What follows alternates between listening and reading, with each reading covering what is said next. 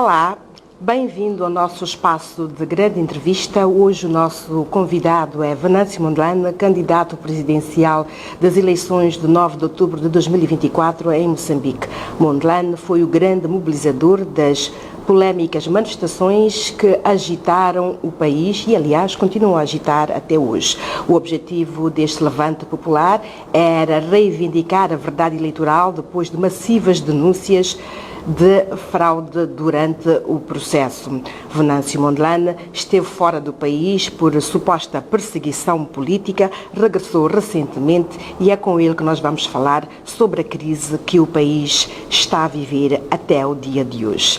Olá, muito obrigada por ter aceito o nosso convite. Olá, Nádia. Eu que agradeço, digamos, este espaço muito privilegiado da DW. Obrigada. O Conselho Constitucional, apesar da pressão popular, proclamou a Frelimo e o seu candidato Daniel Chapo vencedores das últimas eleições. Venâncio Mondlane sente-se derrotado depois da sua luta intensa pela reposição da verdade eleitoral? Não, de forma nenhuma. Nádia, é preciso verificar duas coisas. A Frelimo ganhar por via da fraude, da burla, da manipulação e o uso da força policial e outro tipo de violências em que a Frelimo é espetacular, isso já não é novidade. E não pode ser o termômetro para a gente dizer se a nossa luta foi bem sucedida ou não, porque a Frelimo faz isso nos últimos 30 anos. O que nós temos de saber se valeu a pena ou não é saber que tipo de ganhos em concretos é que isso trouxe para a nossa sociedade. O primeiro ganho que isso trouxe para a sociedade moçambicana é exatamente a tomada de consciência dos moçambicanos que o direito à manifestação, que a busca da verdade e da justiça não é um luxo, é um direito constitucional básico. É algo fundamental e primário. As pessoas agora, como dizem muitos, abrimos os olhos. Portanto, do ponto de vista cívico, este é um resultado espetacular, porque não é para hoje. É para hoje, é para gerações vindouras. Segundo ganho que eu acho fundamental no meio disto foi a exposição nacional e internacional do esquema fraudulento da Frelimo a um nível que nunca havia sido exposto antes. Veja só, isto é tão verdade que até hoje a missão de observação eleitoral da União Europeia, que é a mais destacada, até hoje continua a manter o seu posicionamento das dúvidas em relação à lisura desse processo. Todas as outras missões de observação que em tempos passados, a essa altura, já estariam a emitir as suas declarações, conformando-se, não o fizeram. Outra questão que é extremamente importante também é que, pela primeira vez em Moçambique, tu tens uma tomada de posse em que só são 2 chefes de Estado africanos, apenas. Até os parceiros tradicionais da Frelimo não estiveram cá. O último, não é? Que é o Ruanda, que é, neste momento é que está no topo das relações diplomáticas e políticas com a Frelimo, também não está cá. Quer dizer, significa que a exposição foi tão grande. É como se a Frelimo desta vez tivesse tirado o véu que escondia a lepra que está na Frelimo há 50 anos. O outro ponto extremamente importante é a primeira vez que ganha sentido a palavra unidade nacional. Falou-se muito disto, mas de uma maneira abstrata, sem conteúdo. Desta vez, praticou-se a verdadeira unidade nacional. As pessoas ficaram um mês fazendo uma coisa que não se fazia há muito tempo em Moçambique. Em conjunto, nos vários bairros, nos distritos, nas províncias, no meio da rua, na estrada, a cantarem o hino nacional e mais, Nádia, de mãos dadas. Independentemente do estrato social ou econômico que a pessoa pertencia. Ser vendedora da rua ou ser o homem mais rico da cidade de Maputo, estavam lá de mãos dadas a cantarem o hino nacional. E mais, outra coisa extremamente importante agora que eu quero referenciar, a afirmação da nossa africanidade. Também exaltamos o hino da África. Eu sei que houve problemas porque algumas pessoas nem sequer conheciam a letra do hino da África, mas as pessoas foram consultar, estudavam isto à noite. O que isto significa? Que estás a aumentar a educação cívica e cultural, a identidade cultural histórica como africanos foi exaltada neste período a um nível jamais visto. Então, isto tudo, Nádia, são ganhos imensuráveis. O que a Frelimo não conseguiu fazer ao longo de 50 anos, que nos dividiu em tribos, nos dividiu em clãs, nos dividiu em regiões. Isto tudo foi ultrapassado. Em 3 meses corrigiu-se um erro histórico de 50 anos. E o quinto, só para terminar, é a determinação, apesar do Conselho Constitucional ter proclamado os resultados que proclamou, mas há uma determinação inflexível, tu notas nas pessoas a dizerem que estamos dispostos a continuar a lutar pela justiça e pela verdade. E nota uma coisa, essa luta ainda não parou. É uma etapa. Pois, ia chegar mesmo aí. De que forma pretende continuar a potenciar este sentimento que despertou nos moçambicanos de cidadania e de busca e de luta pelos seus direitos? Olha, uma das coisas que eu devia ter falado nos ganhos, mas também dá para responder a tua pergunta. Uma das questões importantes que nós vamos continuar a fazer é continuar a despertar as pessoas para os seus direitos. Um dos assuntos, só para não dizer que estou a falar assim de forma abstrata, não sei o quê, vou dar um exemplo muito claro daquilo que estamos a fazer e vamos continuar a fazer. É a relação entre as comunidades e o grande capital internacional. A indústria extrativa, sobretudo, das minas, dos ouros, petróleos, por aí fora. Hoje, há aquilo que chama-se ADLs, são chamados Acordos de Desenvolvimento Local. Já começam algumas comunidades a fazer contratos e acordos diretos com essas empresas. Foi o que aconteceu recentemente com a Sasol? Foi o que aconteceu recentemente com a Sasol em Açoro. É o que está neste momento a ser programado em Tupuito, em Nampula, Moma. Isto sinaliza a irrelevância do governo ou a não atuação do governo, portanto, na defesa dos interesses dos cidadãos? Sim, quer dizer, isto é constitucional. Há quem está a dizer que não, isto é contra a lei. Não, não é contra a lei coisa nenhuma. A Constituição da República, ela prevê situações em que as autoridades de direito, ou as autoridades oficiais, quando elas não respondem às necessidades, às expectativas e o clamor do povo, a própria Constituição já tem normas previstas para ação direta ou então normas previstas para outro tipo de alternativas fora dos canais oficiais. Está na Constituição da República, há vários artigos que falam sobre isso. É o que a população está a fazer. Em Tupuito, a empresa Kenmer disse à comunidade que havia enviado várias tranches dos valores para construir a tal famosa ponte que eles queriam e a estrada, que o governo distrital nunca fez chegar à comunidade. E aí a própria empresa disse que não estamos disponíveis e abertos a negociar diretamente com as autoridades locais, não com as oficiais. Portanto, isto eu acho que reforça a cidadania, não é nenhuma ilegalidade, não é nenhuma rebelião, porque também não é feita de qualquer maneira. A comunidade desenha projetos. Em Açoro eu vi como é que isso é feito. É um processo muito bem criterioso, disciplinado. Portanto, a comunidade desenha os projetos, discute as prioridades. Queremos ponte, queremos água, queremos estrada. O que é que nós queremos? Discutem e depois assinam um acordo prévio com essa comunidade e fazem chegar à empresa. Depois formam-se equipas mistas da empresa e da comunidade para monitorar a implementação. Portanto, isto é espetacular. Isto nunca foi visto em nenhuma parte da história de Moçambique. Está a acontecer agora. É uma das coisas, Nádia, que nós vamos continuar a fazer. Outro aspecto que nós vamos continuar a fazer é aquilo que chama-se continuamos digamos assim, a exercer uma democracia ativa. Né? Porque há esta democracia de estar sentado e querer os seus direitos, não sei o quê. Mas é uma democracia ativa que nós queremos continuar E um dos exemplos foi o decreto que eu, há pouco tempo, ontem, fiz o primeiro decreto daquilo que eu chamo do governo do povo e que hoje já está disponibilizado ao público. Portanto, é isto que vamos continuar a fazer. Vamos continuar a debater, vamos continuar a pôr a nu às políticas públicas desastrosas deste regime que não vão mudar. Agora está mais do que provado.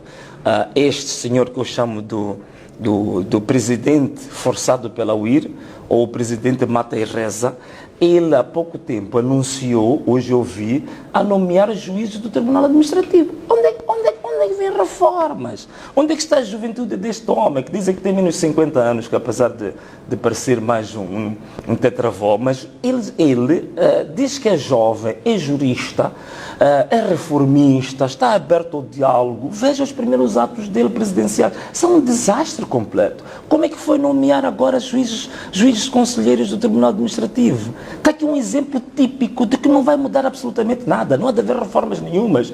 É mais do mesmo. E nem o diálogo que se está a tentar promover poderá ser benéfico para ultrapassar todos esses impasses a que nós estamos a assistir. Nem sei se ele está disposto a tal diálogo. Quer dizer, a gente olha para as palavras que ele utiliza quando fala do diálogo.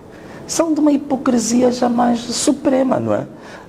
De que estamos sempre abertos ao diálogo, vamos ouvir a todos, porque tu notas, quer dizer, palavras que saem de uma boca cujo coração não acredita nas próprias palavras que pronuncia. Portanto, é aquele exemplo. Portanto, tu notas no semblante, nem mais na linguagem corporal, que é tudo fachada, é um eufemismo só para a imprensa dizer que registrou que ele está disposto ao diálogo, mas na essência tu notas ali uma arrogância de todo o tamanho e tu notas de fato como está vedado para o diálogo. Isso não resta dúvida. Está apenas tentando ganhando tempo, está tentando agora apenas ter domínio sobre as Forças Armadas e dos órgãos públicos. É a única coisa que ele está a tentar fazer. Já houve algum passo de aproximação entre o Venâncio e o Sr. Daniel Chapo?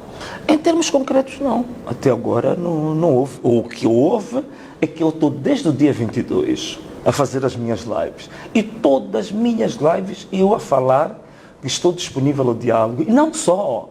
Eu levantava questões concretas que eu haveria de levar para a mesa do diálogo, para a mesa das negociações. E quais são as condições que impõem para um diálogo? Eu nunca escondi isso. São as mesmas desde o dia 24 e, na verdade, boa parte delas estão neste decreto que eu lancei há pouco tempo, que voltar a dizer-te agora, assim, muito rapidamente. A primeira, para mim, a mais importante é eliminar por completo a violência policial sobre o povo. Isto é preciso acabar. Nós estamos num genocídio silencioso. Se isto acontecesse na Europa, podes ter certeza, Nádia, que o Parlamento Europeu parava com todas as atividades para discutir o tipo de genocídio que está a acontecer em Moçambique. Estamos com 400 pessoas assassinadas pela polícia.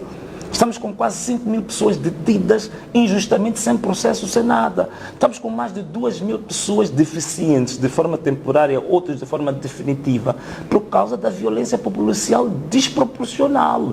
Parava tudo na Europa para se discutir isto. Então, primeira medida, eliminar, encerrar, cancelar por completo a violência policial desproporcional sobre o povo. Segunda medida, a libertação incondicional de todos que foram detidos no âmbito das manifestações que iniciaram no dia 21 de outubro. A terceira medida importante, assistência médica e medicamentosa para todos aqueles que foram, digamos assim, afetados física e psicologicamente pela violência policial que lhes foi imposta. A outra é a indemnização, num valor não inferior a 200 mil meticais por cada família que teve um parente assassinado pela polícia. Outro ponto são medidas mais de âmbito econômico. Portanto, queríamos que houvesse uma linha de financiamento aprovada para a recuperação econômica relativamente às pequenas e médias empresas que foram afetadas durante as manifestações. A outra linha de financiamento que seria para startups, para os pequenos negócios de jovens e de mulheres para o futuro. Eu acho que estas são das mais importantes. Existem outros detalhes pequenos, mas isto é importante. A reativação do lanche escolar. Eu disse isto. Alguns acharam que é uma brincadeira, que não sei, mas é real isto. E em Moçambique já tivemos isto. Nos tempos que Moçambique era muito mais pobre em termos de recursos do que hoje, Moçambique já teve lanche escolar gratuito nas escolas. Então temos que reativar isso. Não faz sentido. Nós estamos a falar de carregamentos de gás neste momento, eu perdi as contas, estive a fazer as contas do ano passado, quando estávamos na campanha, mas nós estávamos a falar de mais ou menos do encaixe de quase 8 bilhões de dólares nos cofres do Estado por causa do gás natural liquefeito de Cabo Delgado. Não faz sentido nenhum. Como é que o país encaixou 8 bilhões de dólares de exportação de gás natural liquefeito e você não tem a distribuição disto pela população? Você tem crianças que estão nas escolas subnutridas. Atenção uma coisa, quando a gente fala de lanche escolar é porque Moçambique é um dos países que tem a maior taxa de desnutrição crônica no mundo.